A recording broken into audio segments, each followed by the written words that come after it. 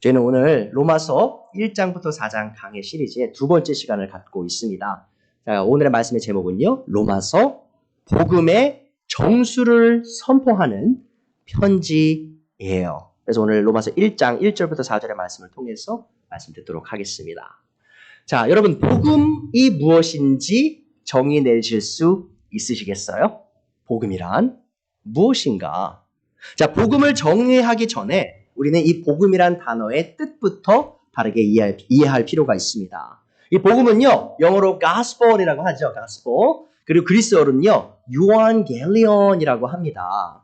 자, 그런데 이제 이 euangelion 하면 eu라는 단어와 angelion이라는 단어가 합해진 건데요. 이 eu에 해당하는 이 eu는요, 이 그리스어로 기쁜 혹은 행복한이란 뜻이고요. angelion이란 뜻은 뭐냐? 여러분, angelus라는 말 들어보셨나요?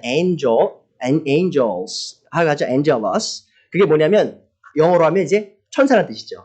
천사가 뭐죠? 메신저잖아요. 메시지. 하나님 주신 메시지를 전하는 사람이라는 뜻인데요. 자, 그런데 보시면 자, 그러면 유가 기쁜이라는 뜻이라고 했고 제가 엔겔리온이 천사랑 관련됐다고 했잖아. 메신저와 관련됐다. 그 말은 뭐냐면 바로 메시지란 뜻이에요. 갤리온이. 자, 그래서 그리스어를 딱 그리스어를 통해서 정의를 내려자 보면 이렇게 말씀하실 수 있는 거예요. 기쁜 소식이다. 기쁜 메시지이다라고 이해할 수 있습니다. 자, 사실 그리스어로 이 복음에 해당하는 단어는요. 신약 성경이 쓰기 전부터 그리스 사람들 사이에서 사용됐던 단어이기도 합니다. 한 예를 들어드리면 이 BC 한 4세기경에요. 한 역사학자가 있었는데 제노폰이라는 역사학자가 있었습니다. 그 사람이 이 가스폴이라는 이 유앙겔리온이라는 단어를 쓰면서요. 어떤 상황에서 사용했냐? 이 전쟁이 일어났는데 그의 나라가 승리하는 소식을 들으면서 그 소식이 복음이다. 그 소식이 기쁜 소식이다라고 사용했다라는 것이죠. 자, 이와 같이 이 복음이라는 소식은 특정한 메시지를 담은 어떤 소식이라기보다는 사람들이 들었을 때 그들을 기쁘게 하는 소식을 사실은 그리스 사람들이 그리스 안에서 복음이다, 유앙겔리온이다라고 사용했다라는 겁니다. 또 어떤 케이스가 있었냐? 유앙겔리온이 사용되는 것. 그거 뭐냐면 이제 내가 멀리 있어요. 집으로 떨어져 있어요. 근데 우리 아내가 만삭이었어요. 근데 이제 소식이 온 거예요, 집에서. 이 만삭인 아내가 내 자식을 건강하게 낳았다. 그 소식을 들을 때도 그리스 사람들은 유앙겔리온, 이 복음이란 기쁜 소식이란 단어를 사용했다는 것이죠. 자, 근데 여기서 참 흥미로운 점이 있습니다. 이제 성경이 결코 이 변하지 않는 이 단어를 복음이라고 말하고 있는데 그리스 사람들은 자기 멋대로 자기를 기쁘게 하는 단어를 복음이라고 사용했잖아요. 자, 그런데 이제 이 기독교 안에서 이 복음이라는 단어를 사용하면서 이 복음이라는 단어가 이제는 사람이 듣기 좋은, 그러니까 내용이 어떠하든 내가 듣기 좋은 단어로 사용되지 아니하고 이 기독교 내에서는 이 복음이 단 한 가지 특정 메시지만을 의미하는 것이 되었다는 것이죠. 그래서 이 기독교 안에서 이 복음이라는 단어는 그 내용이 결코 변할 수 없다라는 겁니다. 자, 근데 여기서 한 가지 흥미로운 점이 있어요. 뭐냐면, 자, 성경은요, 변하지 않는 복음의 메시지를 전하고 있어요.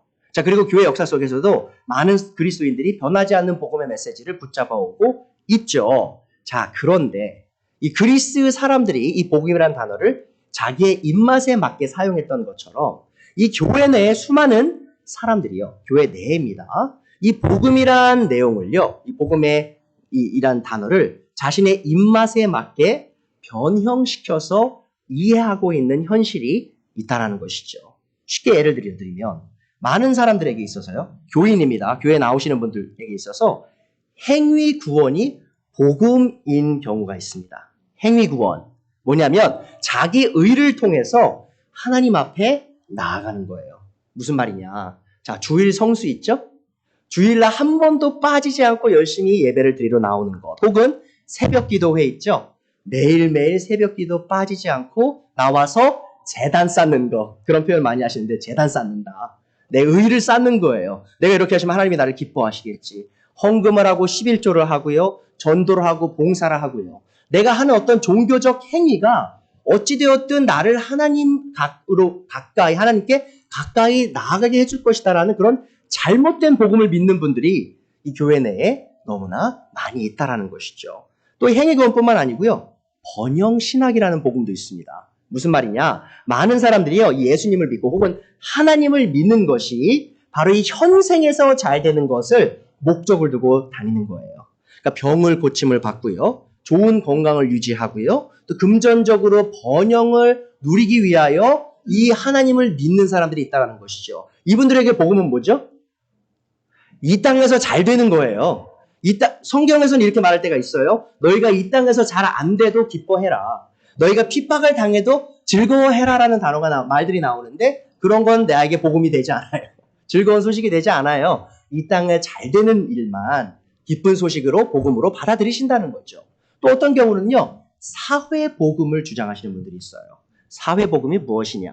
자, 이건 이겁니다. 자, 이 사회 안에 많은 문제들이 있죠. 특히 많은 가난의 문제가 있고요. 혹은 계층 간의 불평등 등이 많이 존재합니다. 자, 근데 사회복음을 주장하시는 분들은 뭘 얘기를 하냐? 기독교의 존재의 목적은 사람의 혼을 구원하는 것이 아니라 이 사회를 변화시키는 거다. 이 사회의 문제들을 해결해 나가는 것이 바로 하나님의 자녀들이 해야 될 일이다. 우리가 그렇게 주장하시는 분들을 사회복음을 전하는 사람들이라고 말을 합니다. 그러니까 이분들에게 있어서 복음은 뭐죠? 이 땅에서 이 사회를 변화시키는 거예요. 내가 사회에서 열심히 나가서 열심히 봉사를 해서 이 땅에 있는 문제들을 해결해 나간다는 거죠. 제가 그게 틀렸다는 게 아닙니다. 우리 앞에 있는 불의들을 고쳐나가는 게 틀렸다는 건 아니에요. 하지만 그것을 우리가 성경적 복음이라고 말할 수 있느냐? 말할 수 없다라는 것이죠. 자, 보세요, 여러분. 너무나 안타깝죠? 열심히 교회에서 봉사하시는 분들 혹은 사회에서 봉사하시는 분들이 아무리 열심히 자기 봉사를 한다 할지라도 자기 멋대로 이렇게 복음을 이해하다 보면 결국 성경적 복음을 알지도 못한 채 멸망에 처할 수밖에 없다라는 겁니다. 자, 사람들이 복음에 대해서 다양한 정의를 내리고 자기의 믿음에 따라 다양한 삶의 노력을 이어가지만 이렇게 복음을 오해하는 사람들의 생각에서 공통적으로 발견되는 한 가지 요소가 있습니다. 자, 그것은 바로 그들의 복음. 자, 행위구원 있죠? 행위복음, 행위구원. 그리고 또 사회복음. 그리고 또 제가 말씀드릴 게 뭐죠? 번영신학. 이런 잘못된 복음들의 공통적인 요소가 뭐냐면 바로 이 복음의 메시지 중심에 사람이 있다는 거예요. 한번 생각해 보세요. 행위구원 어떻죠? 내가 열심히 하는 거잖아요. 내가 하는 거예요. 내가 이루어서, 내가 의를 이루어서, 내가 열심히 해서 봉사해서 하나님 앞에 천국 갈 수 있는 길을 얻는 거죠. 자, 번영신학은 어떻죠? 철저하게 내 중심이에요. 내가 하나님을 믿고 따르는 이유가 결국 나 잘 되고 이 땅에서 번영하기 위한 것이죠. 나 중심이에요. 자, 그리고 사회복음도 마찬가지입니다. 내가 이 사회에서 얼마나 큰 노력을 해서 봉사를 해서 이 사회를 변화시켜 나갈 수 있느냐. 사람에게 달린 거라는 거죠. 자, 이렇게 자기 중심적 혹은 사람 중심적 사고로 복음을 이해하는 사람들과는 다르게 바울 사도는 오늘 로마 성도들에게 편지를 쓰기 시작하면서 이 복음이 사람에게 달린 것이 아님을 명확하게 보여주면서 이 편지를 시작합니다. 자, 다시 한번 보세요. 로마서 1장 1절에 바울이 뭐라고 얘기하죠? 그리스도 예수의 종인 나 바울은 부르심을 받아 사도가 되었습니다. 나는 하나님의 복음을 전하기 위하여 따로 세우심을 받았습니다. 자, 이 성경적 복음이 누구의 복음이라고 말하고 있어요? 바울 사도가? 바로 하나님의 복음이다라고 얘기하고 있죠. 자, 이 말은요, 곧 복음이 사람에게 기인한 것이 또 아니고요. 또한 사람에 의해 이루어져 가는 것도 아니라는 겁니다. 자, 복음은요, 하나님께서 우리에게 주신 기쁜 소식이고요.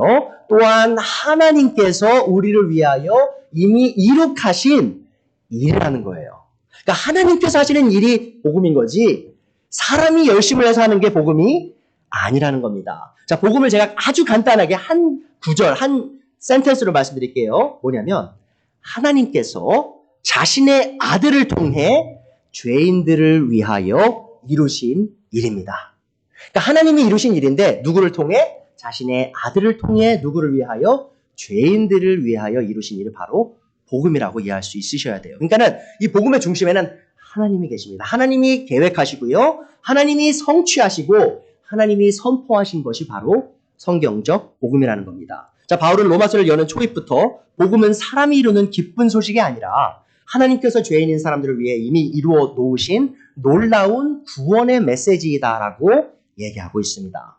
자, 우리는 이 편지의 도입 부분을 통해 이 편지 자체가 이 복음에 관한 편지임을 잘 짐작할 수 있다는 것이죠. 시작부터 바울은 이 복음에 대해서 얘기해요. 자, 그리고 계속해서 복음에 대한 이야기를 편지 처음부터 끝까지 하고 있다라는 겁니다. 자, 로마서를 통해 로마 성도들에게 인사를 마치자마자 이 바울 사도는요, 이 편지 전체의 핵심 주제를 다루는 이 로마서 1장 16절, 17절을 씁니다. 자, 보세요. 이제 로마서 1장 16절, 17절이요. 여러분이 기억하셔야 될 게 뭐냐면 이 두 구절이 바로 이 로마서 전체의 주제 구절들입니다. 자, 읽어드릴게요. 나는 복음을 부끄러워하지 않습니다.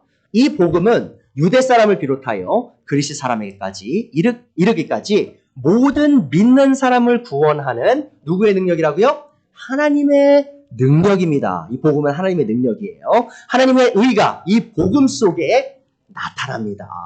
자, 이 일은 오로지 믿음에 근거하여 일어납니다. 이것은 성경이 기록한 바 의인은 믿음으로 살 것이다 한 것과 같습니다. 저희가 이제 계속 이 로마서 공부하면서 제가 이 두 구절을 아주 심도 있게 다룰 때가 올 거예요. 그때 제가 좀 더 설명을 드리겠지만 이 두 구절을 통해 우리가 알 수 있는 바가 뭐냐? 하나님께서 죄인들의 구원을 이루시기 위해 하신 일. 자, 그것이 복음의 핵심 내용이라는 것이죠. 또한 이 복음은 믿는 모든 자들이 이 하나님의 의를 선물로 받아 영원한 생명을 누리게 되는 그 결과를 초래한다는 겁니다. 그러니까 하나님의 의가요, 하나님의 올바르심이라는 거는요, 하나님의 올바르심이 사람들에게 선물로 주어지는 거예요. 그러니까 하나님 앞에 서기 위해서 우리는 올바라야 돼요, 여러분. 우리에게 문제가 뭔지 아십니까? 바로 죄의 문제죠. 죄의 문제가 뭔지 아십니까? 죄가 있으면 올바르지 않다는 거예요. 뭔가 아주 올바랐던 것이 깨졌다는 거죠. 자, 그래서 하나님 앞에 가려면 모든 것이 다 올바라져야 돼요. 그래서 필요한 게 무엇이냐? 바로 하나님의 의가 우리 것이 되어야 되는데 우리가 그것을 성취할 수 있나요? 우리의 행위로? 안 되죠. 자, 그래서 하나님께서 아들을 보내신 거예요. 그 아들, 예수님을 통하여 하나님의 의가 우리에게 올 수 있는 길을 여셨다는 것이죠. 자, 그것이 바로 복음의 핵심 내용이기도 합니다. 저희 로마서 전체 편지의 핵심 주제를 이 두 구절에서 선포하고 난 뒤에요. 이 로마서 전체 나머지 부분에서 바울 사도가 천천히 이 죄에 대하여, 하나님의 진노에 대하여, 예수님을 믿는 것에 대하여, 그 칭의에 대하여, 그러니까 의롭게 되는 거 있죠. 하나님께서 의롭다 칭하시는 것에 대해서 심도 있게 계속해서 설명을 해 나간다는 것이죠. 또한 이 복음은 단순히 우리를 하나님과 올바른 관계로 이끌 뿐만 아니라 더 나아가서 유대인과 이방인들, 정말 문화적으로 차이가 깊은 사람들까지도 연합을 이룰 수 있는, 화해할 수 있는 길을 연다. 그러니까 올바름이 단순히 하나님과 올바른 관계만 되는 게 아니라 성도들끼리도 올바른 관계가 된다라는 것을 바울 사도가 로마서 전체를 통해 얘기하고 있습니다. 자, 우리에게 로마서가 정말 소중한 편지인 이유가 있어요. 자, 그것은 바로 이 편지가 바울이 어딜 가든 복음을 선포했죠. 그가 선포했던 그 내용을 아주 정확하게 기술하고 있기 때문이에요. 여러분들 그런 생각하실 수 있을 거예요. 아, 정말 나는 바울을 너무 사랑해. 제가 사실 그렇거든요. 바울이 너무 존경스러운 분이야.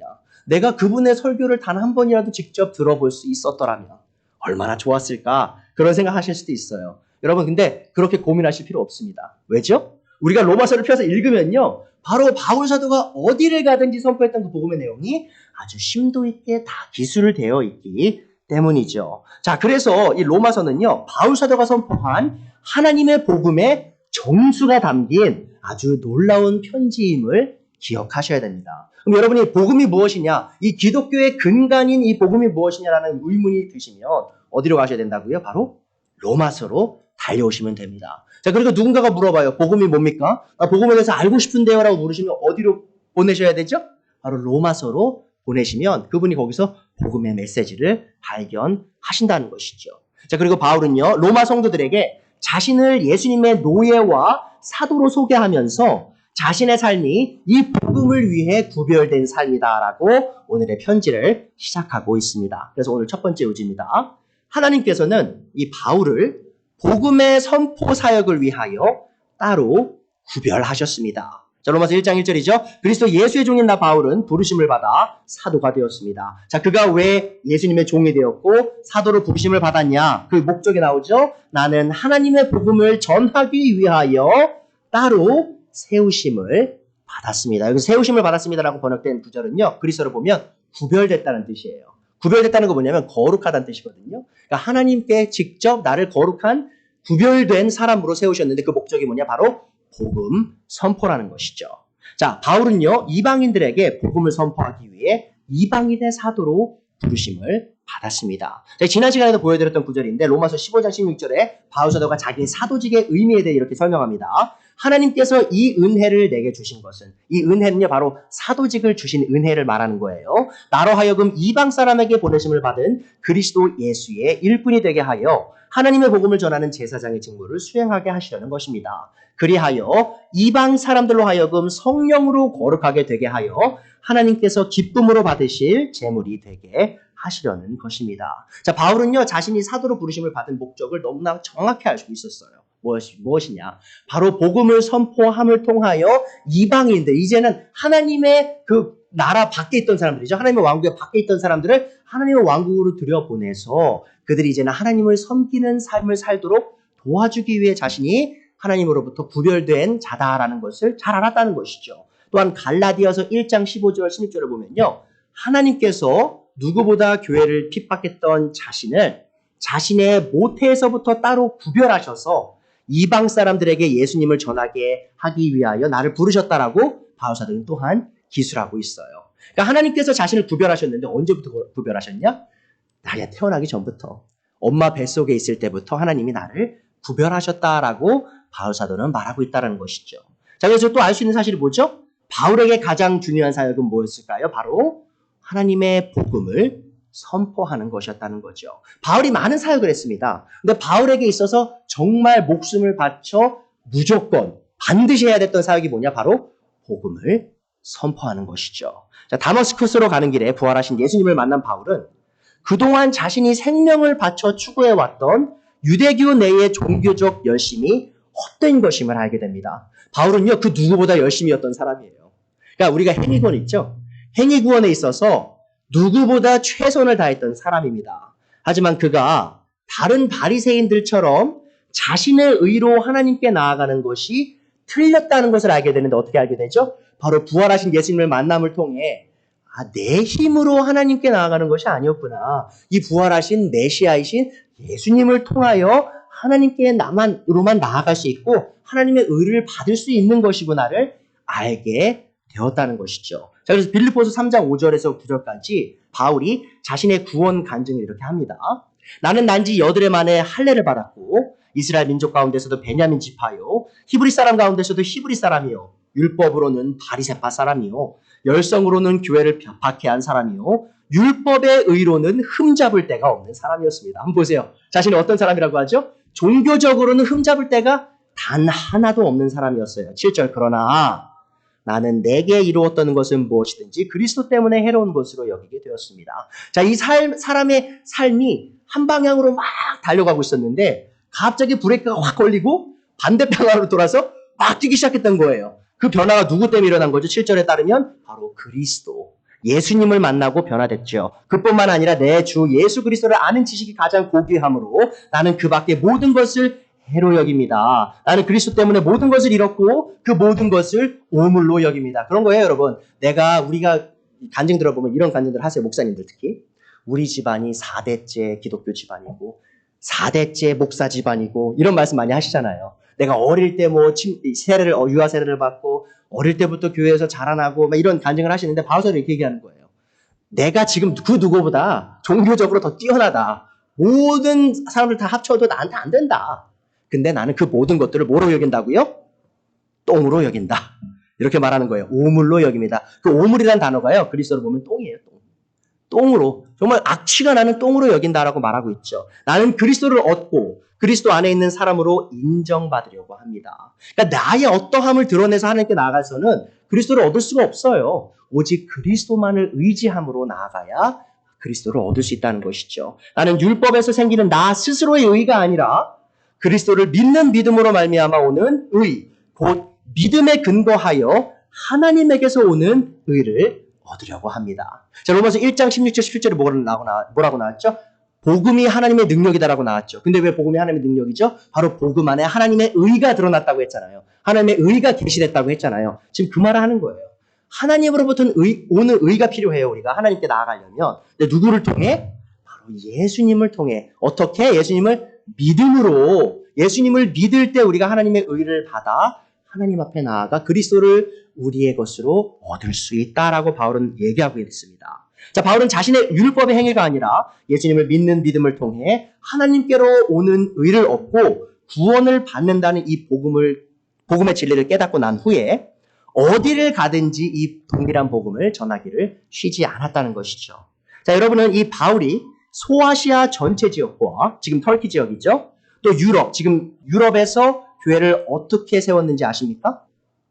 바로 십자가의 복음을 선포함을 통해서만 교회를 세웠어요. 그러니까 저로 하여금 제가 가끔 그런 고민이 있습니다. 여러분, 제가 어떻게 해야 사람들이 더 잘 올까? 어떻게 교회가 빨리 자랄까? 그런 고민을 저도 해요. 자, 근데 제가 바울 사도의 예를 볼 때 제가 항상 브레이크가 걸려요. 사람들을 기쁘게 하는 것이 옳은 것이냐? 아니면 바른 복음을 전하는 것이 옳은 것이냐? 사람들을 금방 끌어모을 수 있는 방법이 분명히 존재합니다. 근데 그런 것들이 과연 이 교회를 하나님의 교회로서 바르게 세울 것이냐? 바울의 예를 보면요. 이거예요, 여러분. 간단합니다. 교회를 어떻게 세우죠? 바로 이 복음, 이 그리스도의 복음을 선포함으로 교회를 세워 나간다는 것이죠. 바울은요, 그 누구보다 깊고 넓게 세상의 지혜를 공부한 사람입니다.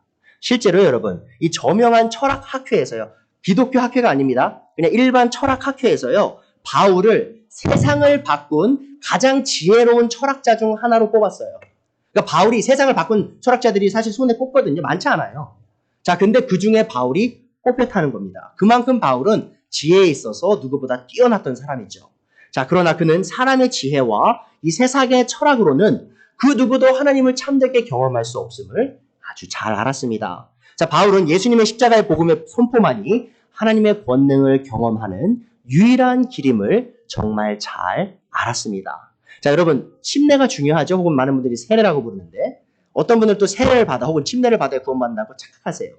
근데 그렇진 않죠. 침례가 우리를 구원하지 않아요. 그렇다고 해서 우리가 침례를 무시할 수는 없잖아요. 침례는 굉장히 중요한 겁니다. 자, 근데 고린도전서 1장 17절을 보면요. 바울 사도가 뭐라고 얘기하냐면 이렇게 얘기합니다. 그리스도께서는 침례를 주라고 나를 보내신 것이 아니라 복음을 전하라고 보내셨습니다. 라고 얘기해요. 자, 복음을 전하되 말의 지혜로 하지 않게 하시고 바로 하셨습니다. 그것은 그리스도의 십자가가 헛되지 않게 하시려는 겁니다. 그 말을 하고 난 뒤에 자신이 보냄을 받은 이유가 복음을 선포하는 것이다라고 말하고 난 뒤에 고린도전서 2장 1절부터 이렇게 얘기해요. 형제자매 여러분, 내가 여러분에게로 가서 하나님의 비밀을 전할 때에 훌륭한 말이나 지혜로 하지 않았습니다. 그렇게 할 수 있었어요, 바울은. 근데 그렇게 하지 않았죠. 나는 여러분 가운데서 예수 그리스도 곧 십자가에 달리신 그분밖에는 아무것도 알지 않기로 작정하였습니다. 한번 보세요. 바울이 심도 있게 전했던 그 내용이 뭐라고요? 바로 십자가에 달리신 그리스도, 바로 십자가의 복음입니다. 그거 외에는 내가 할 수 있는 것이 없었다라고 얘기해요. 3절이죠. 내가 여러분과 함께 있을 때 나는 연약하였으며 두려워하였으며 무척 떨었습니다. 나의 말과 나의 설교는 지혜에서 나온 그럴듯한 말로 한 것이 아니라 성령의 능력이 나타낸 증거로 한 것입니다. 그것은 여러분의 믿음이 사람의 지혜에 바탕을 두지 않고 하나님의 능력에 바탕을 두게 하려는 것이었습니다. 그러니까 바울 사도는 알았어요. 자기가 자기의 지식으로 사람들을 설득하면 사람들이 설득될 걸 알았어요. 근데 그렇게 하지 않았어요. 왜죠? 그러면 그 사람들이 바울을 좋아할 수도 있어요. 바울을 막 추앙할 수도 있어요. 저 사람 너무 말 잘한다. 너무 위대한 사람이다라고 따를 수도 있고 추종자가 될 수 있어요. 바울의 추종자가. 하지만 그들은 복음의 능력, 하나님의 능력은 경험하지 못할 거예요. 그래서 바울은 자신의 지식과 지혜를 내려두고 이 십자가에 달리신 예수님만을 선포했다는 것이죠. 그로써 고린도 교회가 세워졌다는 겁니다. 이렇게 바울은 이 복음의 선포의 사역을 위해 자신의 삶 전체를 투신한 사람이었습니다. 그가 이렇게 할 수 있었던 이유는 그 스스로가 복음의 권능을 경험했고 이 복음의 진실성을 확신했기 때문이죠. 자, 물론 이 바울은요, 부활하신 예수님을 직접 목격한 사람이에요. 그래서 이 예수님에 관한 이 복음이 진실이라는 것을 직관적으로 알았습니다. 그렇죠? 예수님을 만났잖아요. 부활하신 예수님을. 그럼 복음을 어떻게 안 믿어요? 믿어야죠. 자, 그러나 바울이 복음에 대해 확신할 수 있었던 또 다른 이유가 있었는데요. 자, 그것은 바로 이겁니다. 바울은요, 구약 성경을 완전 마스터한 사람이었어요. 아마 바울은요, 구약 성경 대부분을 다 머리로 외우고 있었을 수도 있습니다. 왜냐하면 이 랍비들 있죠, 랍비들. 히브리 이제 유대교 랍비들이요, 사실 성경 전체를 거의 다 외워요. 그런데 바울은요, 랍비 중에서도 가장 뛰어난 랍비였거든요. 그 당대에 가장 유명한 가말리엘이라는 랍비 아래에서 수제자였어요. 그리고 가말리엘이 만약에 그대로 바울이 갔으면 가말리엘의 자리를 차지할 사람이었어요. 그 정도로 이 구약 성경에 빠삭한 사람이었습니다. 자, 그런데 바울이 구약 성경을 잘 알았는데 이 부활하신 예수님을 경험하고 난 뒤에 바울이 발견한 것이 무엇이냐? 바로 이 구약 성경에 이 메시아이신 예수님의 이야기가 너무나 많다라는 것을 바울이 발견하게 된 거예요.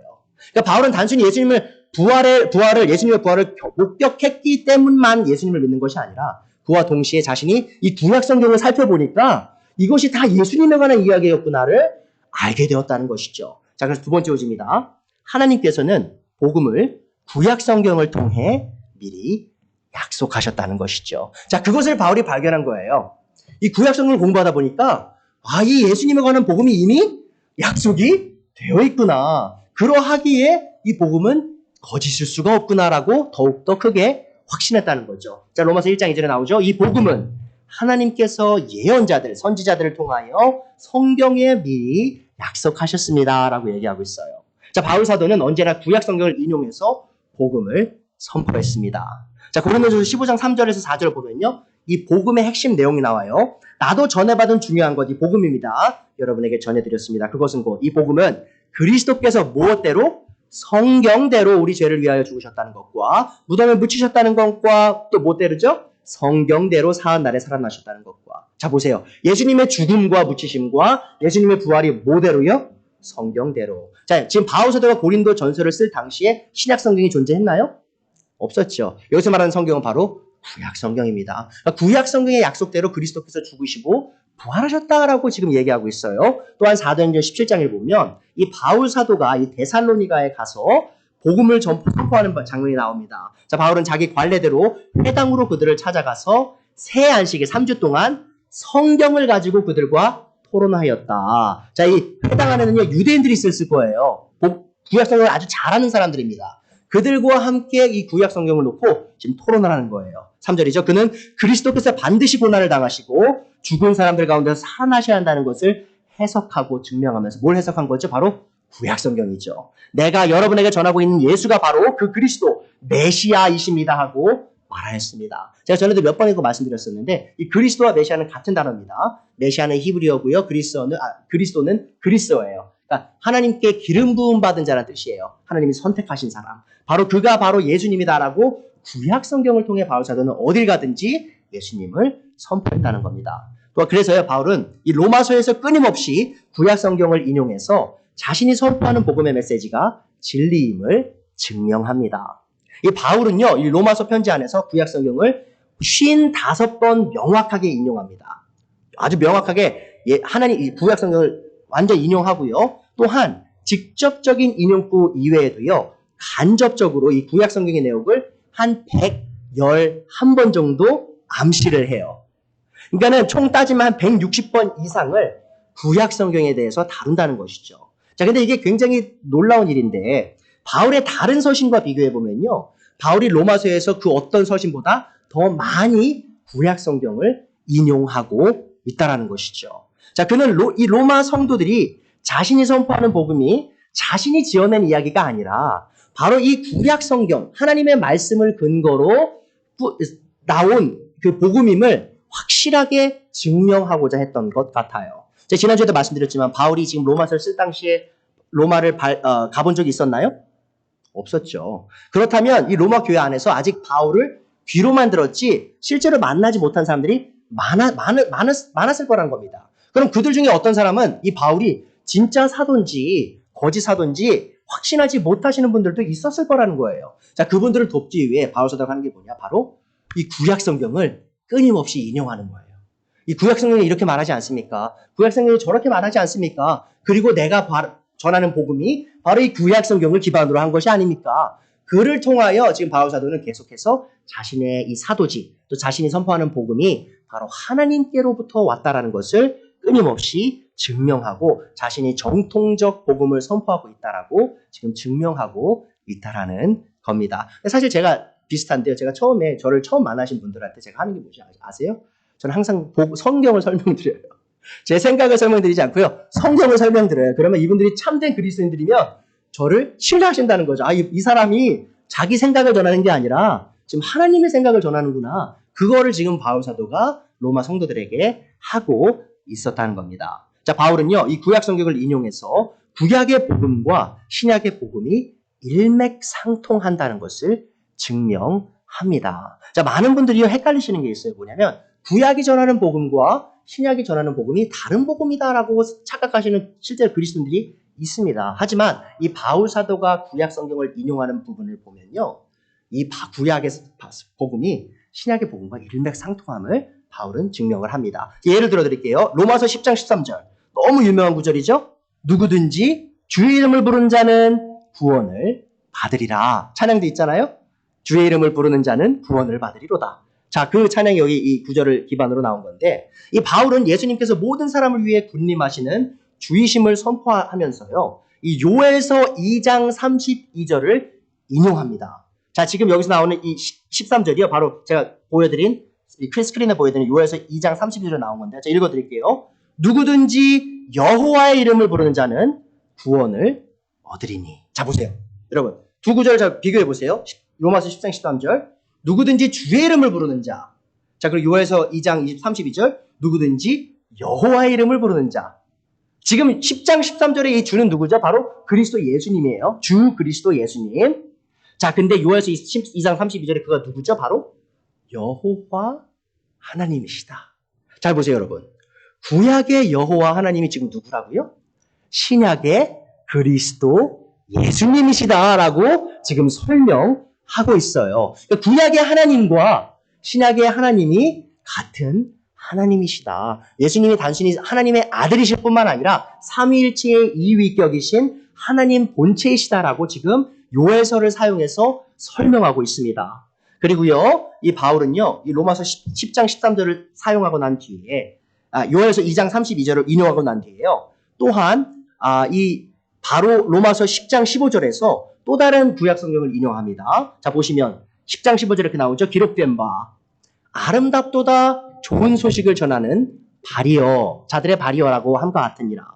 보시면 이 좋은 소식이라고 나온 이 번역된 이 구절이요, 바로 복음입니다. 기쁜 소식 있죠? 좋은 소식. 이 복음을 전하는 자들의 발이 복되다라는 말을 해요. 자, 근데 이 구절이 어디서 온 것이냐? 바로 이사야서 52장 7절에서 온 구절입니다. 잘 생각해 보세요, 여러분. 지금 바울이 신약의 이 복음을 얘기하면서, 그리스도의 복음을 얘기하면서 지금 이렇게 신약의 복음을 전하는 자들의 발이 아름답다라고 말을 하면서 구약의 구절을 인용해요. 무슨 말이냐? 이걸 좀 다르게 설명드리면 구약에 이미 복음이 선포됐다는 얘기입니다. 구약에서 이미 복음이 선포가 됐는데 그 복음, 같은 복음을 선포하는, 신약에서 선포하는 자들도 그 발이 너무 복되다라고 얘기하고 있는 거예요. 그 발이 왜 복되죠? 복음을 전하기 위해 열심히 달리고 멀리까지 가서 힘들게 가고 발이 다 부르트겠죠? 그러함에도 그 발이 부르튼 가운데 그들이 전하는 게 뭡니까? 바로 하나님의 구원의 메시지를 전하는 거잖아요. 그로 인해 사람들이 죄인, 영원한 파멸에 처해야 될 사람들이 구원에 이르는 결과를 얻기에 그 발이 너무 아름답다는 것이죠. 자, 그런데 한번 잘 보세요. 이사야서 52장 7절 그 문맥을 보면 참 흥미로운 점이 나와요. 자, 그럼 구약이 전한 복음이 무엇이고 신약이 전한 복음이 무엇이냐? 자, 이사야서 52장 4절부터 보시면요. 주 하나님께서 이와 같이 말씀하시되 내 백성이 전에 애굽에 내려가서 거기에 거류하였고 아수리는 공연히 그들을 압박하였도다. 그러므로 이제 여호와께서 말씀하시되 내 백성이 까닭없이 잡혀갔으니 내가 여기서 어떻게 하랴? 여호와께서 말씀하시되 그들을 관할하는 자들이 떠들며 내 이름을 항상 종일토록 더럽히도다. 그러므로 내 백성은 내 이름을 알리라. 그러므로 그날에는 그들이 이 말을 하는 자가 나인 줄 알리라. 내가 여기 있느니라. 지금 무슨 상황이냐면요. 지금 이스라엘이요. 북왕국과 그 북쪽 왕국과 남왕국으로 두 개로 갈렸거든요. 북왕국이 이스라엘이라고 불렸고 남왕국이 유다라고 불렸습니다. 근데 지금 이사야서를 쓸 당시에는요. 북왕국 이스라엘이 이미 아시리아에 의해서 패망한 상황이었어요. 자, 그래서 사람들이 지금 하나님께서 세우신 이 하나님의 왕국이 이방인들에 의해서 패망한 상황인 거예요. 모두 다 좌절하고 있는 거예요. 그리고 하나님의 이름을 계속 종일 더럽히고 있는 거예요. 자, 그래서 지금 남왕국에 있는 유대인들이요. 지금 굉장히 마음이 졸리는 거예요. 지금 아시리아 군대가 북왕국을 패망시켰을 뿐만 아니라 이제 남왕국까지 지금 넘보고 있는 상황이었다는 것이죠. 자, 그때 이 복음이 선포됩니다. 7절이에요. 좋은 소식 혹은 복음을 전하며 평화를 공포하며 복된 소식을 가져오며 구원을 공포하며 시온을 향하여 이르기를. 자, 복음의 내용이 나오죠. 내 하나님이 통치하신다 하는 자의 산을 넘는 발이 어찌 그리 아름다운가. 보세요, 여러분. 이사야서 52장 7절이 로마서 10장 15절에 인용됐죠. 그 복음을 선포하는 자들의 발이 아름답다. 자, 근데 이 복음의 선포의 내용이 뭐죠? 자, 지금 세상은 이 상황은 왕국의 상황은 너무 안 좋아요. 지금 북왕국이 망하고 이제 남왕국도 망하기 직전인 것 같아요. 자, 근데 이 하나님께서 자신의 선지자들을 통해 선포하신 복음이 뭐죠? 너의 하나님이 여전히 통치하고 계신다. 잘 생각해 보세요. 그것이 구약의 복음이었습니다. 자, 그런데 로마서 10장에서 바울 사도가 수많은 구약 성경을 인용하면서 계속 강조하는 게 있어요. 뭐냐면 그리스도 예수님께서 이 전 우주를 통치하시는 주이시다라는 거예요. 한번 보세요, 여러분. 구약 성경에 누가 통치한다고요? 전 세계를? 여호와 하나님께서. 자, 근데 신약에서는 누가 통치하신다고요? 그리스도 예수님께서. 자, 이 두 가지 복음이 일맥상통하는 겁니다. 물론 우리가 신약 성도로서요, 좀 더 많은 그림을 갖고 있어요. 뭐죠? 아, 여호와 하나님, 구약에 통치하시는 그분이 아들 예수님을 말하는 것이었구나. 아들 예수님께서 통치하실 것을 지금 구약이 지금 먼저 얘기하고 있는 거였구나라는 걸 우리가 좀 더 알고 있지만 그 근본적인 복음의 핵심은요, 동일한 거예요. 이 땅에 어떤 일이 일어나든 여러분의 삶에 어떤 일이 일어나든 여러분이 암을 걸리든 여러분의 사업이 망하든 여러분의 자식이 생명을 잃든 그 어떤 상황에서도 우리가 계속 기억해야 될 복음이 뭐죠? 바로 하나님께서 통치하신다. 걱정하지 말아라. 하나님께서 너의 뒤를 다 붙잡고 계시다라는 거예요. 자, 그것이 바로 신약에서 그리스도 예수님의 통치를 통하여 우리가 예수님을 주라고 부르죠. 여호와 하나님이라는 뜻이에요. 더 나아가서 세상을 통치하시는 분이 바로 우리의 죄를 위하여 돌아가시고 부활하셔서 이제는 하나님 우편에서 모든 것을 통치하고 계시다. 그게 바로 복음이라는 것이죠. 자, 그래서 우리는 이 바울 사도가 이 구약을 사용하는 것을 통하여, 인용하는 것을 통하여 아하, 이 구약과 신약이 같은 복음을 선포하고 있고 이래서 바울 사도가 구약 성경을 끊임없이 인용하는 것이구나라는 것을 알 수 있게 된다는 것이죠. 사실 저는 여러분 예전에 성경을 배울 때요, 이 구약 성경의 복음과 신약 성경의 복음이 조금 다르다고 배웠어요. 제가 그렇게 배우고 자랐습니다. 자, 그런데 제가 성경을 제 스스로 공부하다 보니까, 특히 로마서를 이렇게 계속 공부하다 보니까 그것이 아니었구나를 발견하게 됐다는 것이죠. 자, 그래서 구약과 신약이 이렇게 예수님을 통하여 만나는 것을 우리가 이 복음 안에서 경험할 수 있다는 것을 기억해 주십시오. 그래서 결국 바울이 구약 성경을 인용해서 선포하고자 했던 복음은 하나님의 아들이신 주 예수 그리스도께서 모든 것을 통치하신다는 것이고요. 또한 그의 복음은 바로 모든 것이 다 예수 그리스도에 관한 것이었음을 기억하셔야 됩니다. 자, 그래서 세 번째 마지막 요지입니다. 이 하나님의 복음은 하나님의 아들 주 예수 그리스도에 관한 메시지입니다. 2절부터 제가 다시 읽어드릴게요. 이 복음은 하나님께서 예언자들을 통하여 성경이 미리 약속하신 것으로 그의 아들을 두고 하신 말씀입니다. 이 아들은 육신으로는 다윗의 후손으로 태어나셨으며 성령으로는 죽은 사람들 가운데서 부활하심으로 나타내신 권능으로 하나님의 아들로 확정되신 분이십니다. 그는 곧 우리 주 예수 그리스도이십니다. 자, 복음의 핵심 내용이 누구라고요? 바로 우리의 주 예수 그리스도시라는 것이죠. 자, 복음의 정수는요, 바로 하나님의 아들 예수님이심을 기억해 주세요. 제가 설교 도입부에 말씀드렸죠? 잘못된 복음이 우리 교회들 안에 팽배하다. 행위구원이 있고요. 번영신학이 있고요. 사회복음이 있어요. 이 사람들의 중심은 뭐죠? 이 사람들의 복음의 중심은 누가 있죠? 자기 자신, 사람이 있어요. 하지만 성경적 복음의 중심엔 누가 있죠? 정수는 바로 예수 그리스도, 하나님의 아들이신 예수님이시라는 것이죠. 바울은요, 이 구약의 이스라엘 역사를 통해 예수님께서 다윗 왕의 씨로 오신 왕가의 메시아이심을 강조합니다. 자, 3절에 나왔었죠? 예수님은 다윗의 씨로 오셨다. 자, 근데 마태복음 1장 1절을 보시면요, 마태복음 1장 1절 이렇게 시작합니다. 아브라함의 자손이요 다윗의 자손인 예수 그리스도의 계보는 이러하다. 자, 처음부터 뭐라고 나오죠? 아브라함과 다윗이 나와요. 자, 근데 제가 이게 참 안타까운데요, 여러분. 이 새 번역과 이 개역 개정 두 개 다 번역했어요. 왜 그러냐? 이 그리스어 본문을 보시면요. 아브라함이 나오기 전에요. 다윗이 먼저 나와요. 그러니까 다윗의 아들이시오 아브라함의 아들이신 예수 그리스도의 계보의 책이라라고 이렇게 설명이 됩니다. 그러니까 제가 직역을 한 거예요. 무슨 말이냐면요. 지금 마태는요. 아브라함을 먼저 얘기하기도 전에 아브라함이 누구였죠? 바로 이스라엘의 아버지예요. 이스라엘을 만든 사람, 그러니까 그를 통하여 이스라엘이 나왔다는 거죠. 근데 그보다 더 중요한 인물이 누구였다는 거죠? 바로 다윗 왕이었다는 거예요. 왜 그러냐면 이 마태복음 전체를 보시면요. 바로 예수님께서 하나님이 보내신 이스라엘의 왕이시면서 전 우주의 왕이심을 강조하고 있기 때문이죠. 그러니까 다윗의 씨라는 건 뭘 얘기하는 것이냐? 바로 예수님께서 구약에 약속하신 왕이신 메시아라는 거예요. 그러니까 다윗이 왜 중요하냐? 하나님께서 다윗에게 약속을 주신 게 있어요. 뭐냐면 너의 씨를 통하여 내가 한 왕을 보낼 것인데 그 왕이 영원히 너의 보좌에서 통치할 것이다라는 약속을 주세요. 자, 그것이 사무엘하 7장 12절입니다. 너의 생애가 다하여 하나님께서 다윗에게 말씀하시는 거예요. 내가 너의 조상들과 함께 붙이면 내가 내 몸에서 나올 자식을 후계자로 세워서 그의 나라를 왕국을 튼튼하게 하겠다. 바로 그가 나의 이름을 드러내려고 집을 지을 것이며 나는 그의 왕국의 왕위를 영원토록 튼튼하게 하여 주겠다.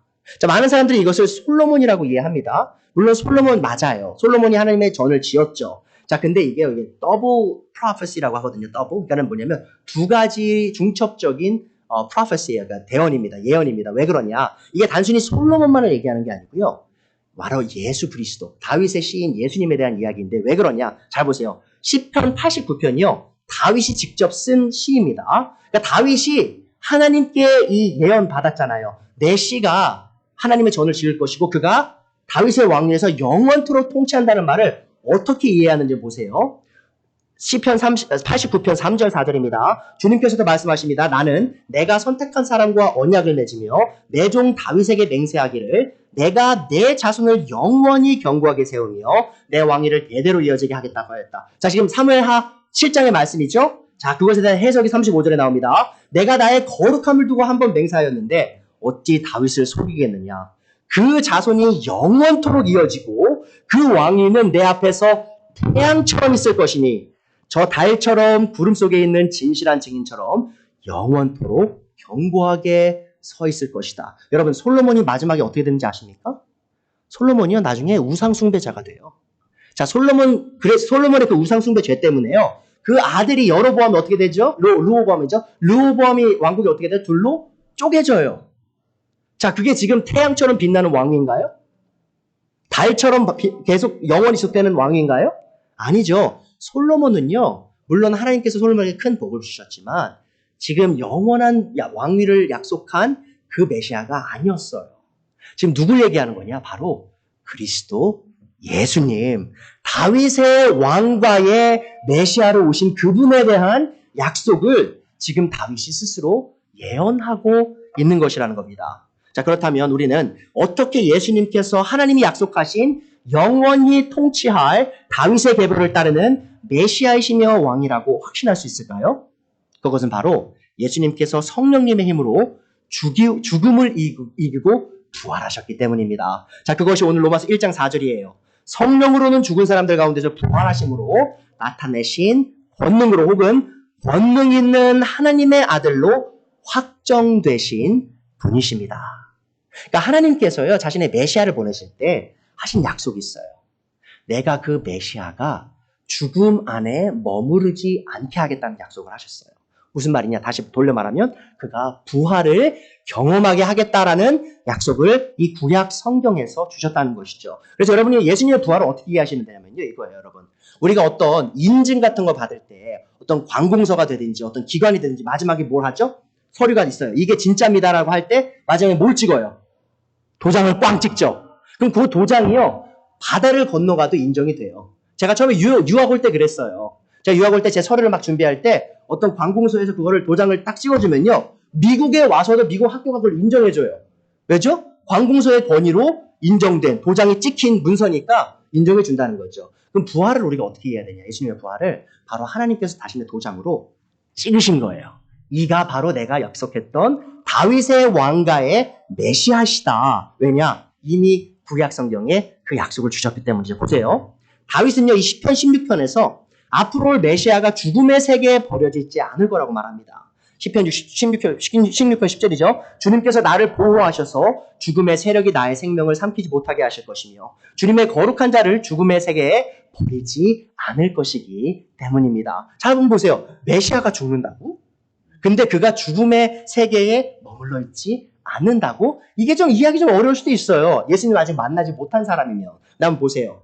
바울 사도가요. 시편 16절 시편을요. 이 사도행전 13절에서 해석하는 장면이 나옵니다. 한번 들어보세요. 사도행전 13절 35절에 바울 사도가 말합니다. 그러므로 다른 시편에서는 또 이렇게 말씀하셨습니다. 주님께서는 주님의 거룩한 분이 썩지 않게 하실 것이다. 자, 이게 바로 시편 16편 10절의 또 다른 번역입니다.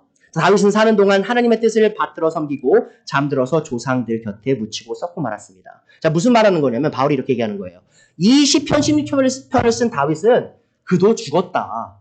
그리고 죽음 가운데 계속 머물러 있다. 그러하기에 다윗은 자기 자신에 쓴 것이 아니다. 앞으로 올 메시아에 대해 쓴 것이다 라고 얘기하는 거예요. 37절이죠. 그러나 하나님께서 살리신 분은 썩지 않으셨습니다. 그러므로 동표 여러분, 바로 이 예수로 말미암아 여러분에게 죄의 용서가 선포된다는 것을 알아야 합니다. 여러분이 모세율법으로는 의롭게 될 수 없던 그 모든 일에서 풀려납니다. 믿는 사람은 누구나 다 예수 안에서 의롭게 됩니다. 한번 보세요. 이 부활의 약속이 있죠. 시편 16편 10절에 이 부활의 약속이 바로 예수님에 관한 것이었고, 예수님의 부활하심을 통하여 우리가 확신할 수 있는 것이 뭐냐? 바로 예수님께서 다윗의 이 왕가의 메시아로 오셔서 전 우주를 통치할 그 권능을 가진 권능 있는 그 왕으로서 하나님의 그 부활을 통하여 증명된 사실을 지금 바울 사도가 선포하고 있는 겁니다. 이렇듯 예수님의 부활은 예수님께서 구약에 약속된 메시아이심을 증명함과 동시에 예수님께서 전 세계를 통치하시는 주이심을 드러낸다라는 것을 여러분께서 기억하셨으면 좋겠습니다. 자, 그래서 복음의 핵심은요, 메시아이신 예수님께서 전 우주를 통치하시는 주시라는 것이죠. 자, 4절에 또 나오죠. 마지막 후반부입니다. 그는 곧 우리 주 예수 그리스도이십니다. 이 고백이에요, 여러분. 우리가 예수님을 주라고 부르죠, 여러분. 주님, 주님. 근데 많은 그리스도인들이요, 그 의미를 잘 모른 채 예수님을 주라고 부르세요. 근데 성경에서 예수님을 주라고 부르는 것은요, 첫 번째 뭐죠? 바로 구약의 여호와 하나님이 바로 예수님이시라는 거고요. 두 번째로 예수님이 주시라는 것은 단순히 나만의 주인이 아니고요, 전 우주를 통치하시는 주라는 의미라는 것이죠. 자, 근데 그렇다면 이 로마서 10장 13절에 나왔던 것처럼 누구든지 주의 이름을 부르는 자는 구원을 얻으리라 했으니까 우리가 누구든지 예수님을 주라고 부르면 구원받는 걸까요? 또 그것은 아니라는 것이죠. 왜죠?